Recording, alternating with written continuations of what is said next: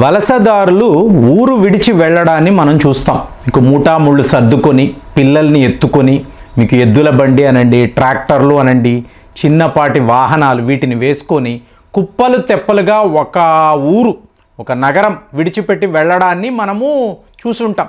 కానీ మీకు శిథిలావస్థలో ఉండే ఒక నగరము, కానీ ఇది మా భూభాగం కాబట్టి మేము తిరిగి వస్తున్నాము అని చెప్పి వేల సంఖ్యలో, అంటే మీకు ఒక వరదలాగా జన సందోహం అంటాం చూసారా, వరదలాగా జనాలు రావడము మాత్రము చరిత్రలో నేనైతే ఎప్పుడు చూడలేదు. సో ఆ దృశ్యాలు చూస్తూ ఉంటే ఏం అర్థం కావడం లేదు. చూడండి, మీకు అమెరికా అధ్యక్షుడు డొనాల్డ్ ట్రంప్ విమానంలో వెళుతున్నాడు. కొంతమంది మీడియా వాళ్ళు కూడా ఉన్నారు.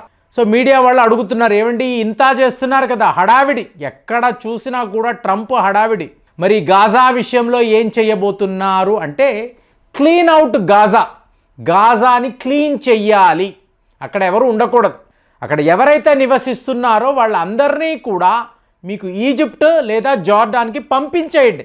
పంపించిన తర్వాత మేము ఏం చేస్తాం, మొత్తం పునర్నిర్మాణము చేస్తాము, గాజా మొత్తం ఎలా ఉందో మళ్ళీ మేము రీక్రియేట్ చేస్తాము. సరేనండి, రీక్రియేట్ చేసిన తరువాత మీరు మళ్ళీ గాజా ప్రజలకు మీకు ఆ భూభాగాన్ని అప్పచెప్తారా? నాకేమైనా పిచ్చా? నేను ఇంత ఖర్చు పెట్టి అన్నీ చేసి మళ్ళీ వాళ్ళ కోసం ఇల్లులు కట్టిస్తానా? కాదండి, ఇజ్రాయెల్ కోసరం. సో గాజా యుద్ధము అనేది ఇజ్రాయెల్ కోసరం. ఒకటి ఫ్రెండ్స్, ఇక్కడ ఒక జాతి ఇంకొక జాతిని, అంటే హమాస్ తీవ్రవాదులు ఇజ్రాయెల్పై చేసింది దారుణము, మళ్ళీ ఇజ్రాయెల్ వాళ్ళు రిటాలియేషన్ అని చెప్పి గాజా ప్రజలపై చేసింది కూడా దారుణమే. ఎందుకంటే గాజా ప్రజలు యుద్ధము చేయలేదు, హమాస్ వాళ్ళు చేశారు, మధ్యలో మీకు అమాయకమైన ప్రజలు. సో ఇప్పుడు ఆ నెంబర్ చెప్పినప్పుడు ఎవరు నమ్మలేదు. 9 లక్షల మంది గాజా అనబడే నగరాన్ని విడిచిపెట్టి ఎటో తెలియని అన్నోన్ టెరిటరీ, ఎటు వెళుతున్నామో తెలియదు. మీకు పిల్లలు ఉన్నారు, మహిళలు ఉన్నారు, వీళ్ళు వెళ్ళిపోతున్నారు, ఎటో వెళ్ళిపోతున్నారు. ఎందుకో అక్కడ యుద్ధము ఇజ్రాయెల్కి హమాస్ మధ్య. సో అలాంటప్పుడు ఇప్పుడు చూడండి, మీరు ఒక కాలనీలో ఉన్నారండి, ఒక పెద్ద అగ్ని ప్రమాదం, వెంటనే మీకు ఫైర్ ఫైటర్స్ ఏం చెప్పారు, మీరు ఇవాక్యువేట్ అవ్వాలి, వెళ్ళిపోండి అంటే మీ దగ్గర దొరికింది తీసుకొని మీరు వెళ్ళిపోయారు, మీరు అక్కడి నుంచి పారిపోయారు. ఒక వారము తర్వాత మళ్ళీ మీరు మీ ఇంటికి వస్తున్నాం అంటే లేదు మీరు ఇక్కడికి రాకూడదు, ఒక 2 ఏళ్ల తర్వాత ప్రయత్నము చేయండి, ఇదంతా కూడా మా కంట్రోల్లో ఉంది అని చెప్పి పోలీస్ డిపార్ట్మెంట్ చెప్పారు అనుకోండి, మీరు ఒప్పుకుంటారా? ఒప్పుకోరు కదా.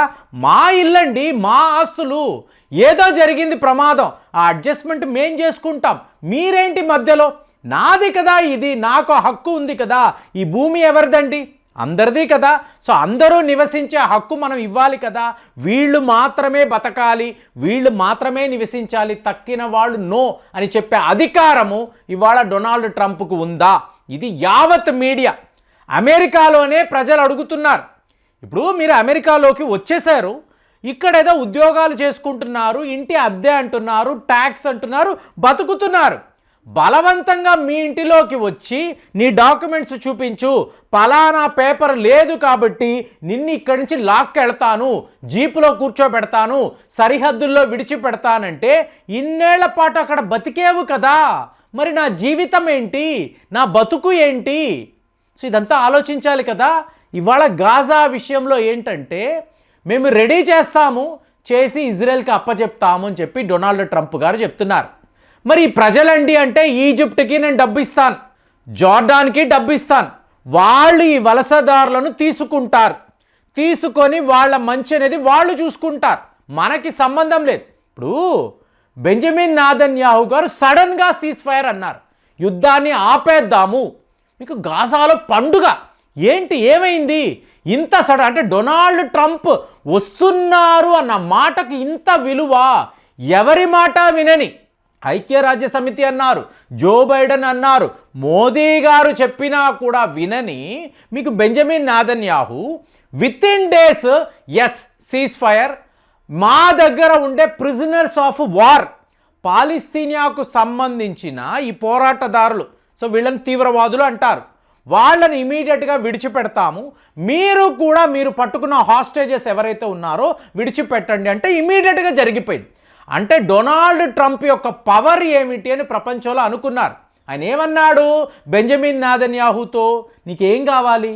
గాజా కావాలి, నేను ఇప్పిస్తాను కదా, నేను గాజా కొని నీకు ఇస్తాను కదా, యుద్ధాన్ని ఆపే, ఇది నా ప్రెస్టేజ్ ఇష్యూ అంటే ఇమీడియట్గా బెంజమిన్ నెతన్యాహు, అవునండి నాకు కావాల్సిందే అదే కదా, అందుకే కదా ఇంత పెద్ద యుద్ధము చేశాను, ఇప్పుడు నువ్వు దాన్ని ఇప్పిస్తానన్నప్పుడు నేనెందుకు యుద్ధం చేస్తాను, అక్కరలేదు అని ఇమీడియట్గా విత్డ్రా అయిపోయాడు. ఇప్పుడు లెబనాన్లో కూడా అదే పరిస్థితి అండి. కానీ ఫిబ్రవరి 18 వరకు దీన్ని ఎక్స్టెండ్ చేశారంటే ఇజ్రాయెల్ డిఫెన్స్ ఫోర్సెస్ లెబనాన్ నుంచి విత్డ్రా అవ్వాలి అంటే ఇమీడియట్గా అవ్వాలి. సో ఆ గడువు ఎప్పుడు? ఫిబ్రవరి 18 అన్నారు. మరి ఇవాళ గాజాలో ఏం జరిగింది? మా ఊరు కదా, మా ఊరు మా ఇల్లు, మేము తిరిగి వస్తాము అని చెప్పి ఆ వీడియోస్ చూశారు అనుకోండి, మీరు నమ్మరండి, అసలు మీకు చీమల దండు అంటాం చూసారా, ఆ టైపులో జనాలు మీరు వెతికారంటే 100 మంది, 1000 మంది, 1000 మంది, లక్షల మంది కనిపిస్తున్నారు. అందరూ మీకు వాళ్ళ బ్యాగేజ్ని తీసుకొని మళ్ళీ మేము గాజాలోకి వస్తాము, అక్కడ ఎవరో కనిపిస్తున్నారు, పరిగెట్టుకు వెళ్ళి కౌగలించుకుంటున్నారు, ఏడుస్తున్నారు, మళ్ళీ మనం కలిసిపోయాము, మంచి రోజులు తిరిగి వచ్చాయి.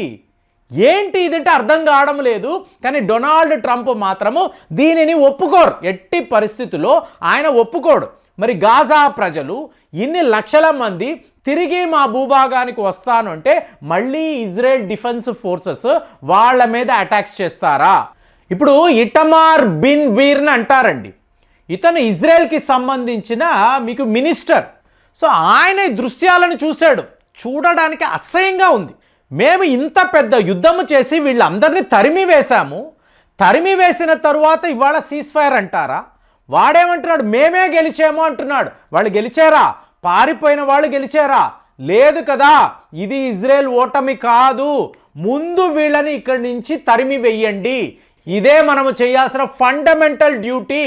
నో, వీళ్ళని చూడడానికే నాకు అసహ్యంగా ఉంది, మీరు ఎవరు చెప్పినా నేను ఒప్పుకోను, ఇక్కడ ఈ పాలస్తీనియా ప్రజలు ఉండడానికి వీల్లేదు, నివసించడానికి వీల్లేదు, మనం ఇంత డబ్బుని మనం ఖర్చు పెట్టాము, పెద్ద యుద్ధము అన్నాము, ఆర్థికంగా మనం నష్టపోయాము, మన సైనికులు ఎంతోమంది మరణించారు, దీనికి ఏమిటి, దీనికి లెక్క చెప్పు బెంజమిన్ నెతన్యాహు, ఇవాళ నువ్వు జవాబు చెప్పాలి. ఇంతంత మంది మరణాలకు కారణము ఈ హమాస్. అలాంటి హమాస్ ఇవాళ ఇంతమంది పాలస్తీనియా వాళ్ళకి సపోర్ట్గా ఉంటే నువ్వు చూస్తూ ఊరుకుంటావా? నువ్వు సీజ్ ఫైర్ అంటావా? నేను ఒప్పుకోను. ఒరే నాయన, అక్కడ అమెరికా అధ్యక్షుడు చెప్తున్నాడు గాజా మీదే, రెడీ చేసి ఇస్తాను అంటున్నాడు, కాబట్టే నేను ఒప్పుకున్నాను అంటే మరి ఇంతంత మంది వాళ్ళ వస్తున్నారు కదా, వీళ్ళను నువ్వు అలా చూస్తూ ఊరుకుంటావా? వీళ్ళని విడిచిపెడతావా? ఎలా ఈ పని చేస్తావు అంటే మళ్ళీ ఒక వార్ రూమ్లో బెంజమిన్ నెతన్యాహు కూర్చొని ఈ పాలస్తీనియా ప్రజలను ఎలా ఆపాలి, ఆపే పరిస్థితి ఉందా? లక్షల మంది వస్తున్నారు కదా అంటే ఏంటి, మళ్ళీ మీరు బాంబులు వేయాలి, మళ్ళీ మీరు మిజైళ్ళు వాడాలి, ఇలాగ మళ్ళీ మీకు మారణ హోమము అనేది సృష్టించాలి, వాళ్ళు భయపడి పారిపోవాలి, ఇదే కదా జరగాలి. కానీ ట్రంప్ గారు ఏమంటున్నారు, యుద్ధాలు వద్దు, నీకు ఏం కావాలో అది నేను ఇప్పిస్తాను కదా, మీకు ఈజిప్ట్ వాళ్ళతో మాట్లాడాను, జోర్డాన్ యొక్క కింగ్తో మాట్లాడాను, నేను చూసుకుంటాను, యుద్ధము వద్దు అని చెప్తున్నాడు కదా. మరి ఇలాంటి ఒక సిట్యువేషన్లో లక్షల మంది మళ్ళీ గాజాలోకి వచ్చినప్పుడు అంటే వీళ్ళే అక్కడ నివసించారు, 3 ఏళ్ల క్రితము చూశారంటే వాళ్ళు ఇల్లులు కట్టుకున్నారు, ఉద్యోగాలు చేసుకున్నారు, వాళ్ళు మామూలుగానే హమాస్ తీవ్రవాదులు చేసిన ఈ దరిద్రానికి ఇవాళ వీళ్ళందరూ కూడా ఇలా బలి అయిపోయారు. ఇవాళ మళ్ళీ వాళ్ళు వాళ్ళ ఊరికి వచ్చి, మా నగరానికి వచ్చి ఎప్పటిలాగే నివసిస్తాము అంటే ప్రపంచము దాన్ని ఒప్పుకోవడం లేదు అంటే పరిస్థితిని ఎలా చూడాలి? డొనాల్డ్ ట్రంప్ ఈ సిచ్యువేషన్ని ఎలా హ్యాండిల్ చేస్తారు? బెంజమిన్ నెతన్యాహు తన వార్ రూమ్లో ఇప్పుడు ఎలాంటి నిర్ణయం తీసుకుంటాడు?